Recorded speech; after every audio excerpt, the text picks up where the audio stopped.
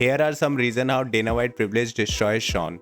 In this video, we are going to see why did everyone start hating Sean O'Malley, how Dana White privilege is destroying the UFC, why you should not get Dana White privilege. Let's discuss them one by one. The most recent example of Dana White privilege has to be Sean O'Malley. Let me take you to UFC 316, Sean O'Malley vs Merab 2, the undeserved title rematch for Sean, especially coming from the loss to Merab. The UFC has tried their best to make people believe that O'Malley is going to win. If this wasn't enough, they put Sean O'Malley in every thumbnail of UFC 316 embedded episode, only to get finished by Merab, who has less finish rate than Bilal Muhammad. Merab, with a broken toe, without Dana White privilege and an attempt to make him injured during the walkout, has picked O'Malley in round 3, like he did to Henry, and then submitted him. At one point in round 1, when Merab had O'Malley against the fence, I thought he might kiss him again. Also this time, Merab did not even give Sean a chance to cope and say that he won that fight like he did to their first fight. Here are the list of the excuses that Sean and his coach made for UFC 306. Sean O'Malley coach Tim has claimed that the Sphere Lightning has contributed to Sean's loss against Merab in UFC 306. Here is what he said in an interview with ESPN MMA. I rewatched the fight in slow-mo so many times. There was tons and tons of shots that barely missed by inches that would have completely changed the fight. And I think a lot of it had to do, with the sphere and the lighting. This is #1 bullshit. Sean O'Malley has said that he torn his left labrum in the hip 10 weeks before the fight, which we can understand. But let's be real, Sean wasn't the only one who was injured. Merab was injured at the same time and was making Dana White go mad by cutting his own stitches. This is what Sean said about Merab cut. I'm 100% going to open that cut near Merab Davashvili eyes. The UFC had never forced Sean to take the fight in UFC 306. O'Malley took that fight willingly.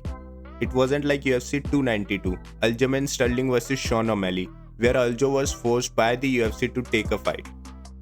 I'm gonna fight, even though it's literally against my will. You don't want to fight, Aljo. You don't have to fight. I'm not forcing you to fight. And it's just this opportunity for you to take his audience that he has built in and introduce you to them. Hey guys, I have 22 subscribers right now trying to reach 1,000. Unfortunately, my last video did not perform well. If we can get a 50 likes in this video, it will really motivate me so much. I would really appreciate if you can subscribe to my channel.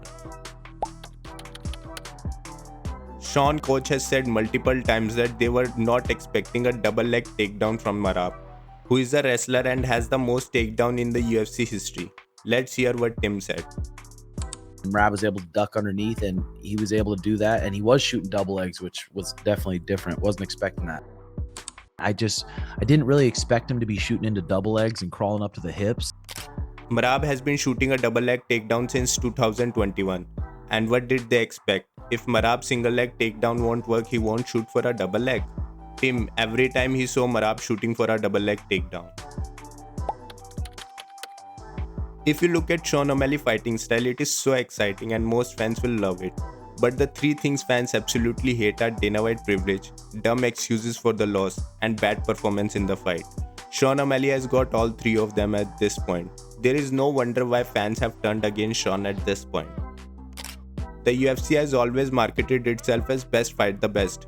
But when you have a GOAT of the sport who is not willing to fight the interim heavyweight champion of the world and is trying his best to run away from the fight, it is hard to consider that the best are fighting the best in the UFC right now.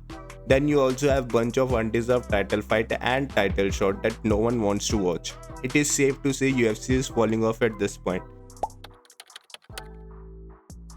John Jones called us last night and retired. John Jones is officially retired. Tom Aspinall is the heavyweight champion of the UFC. I will retire John Jones without even fighting him.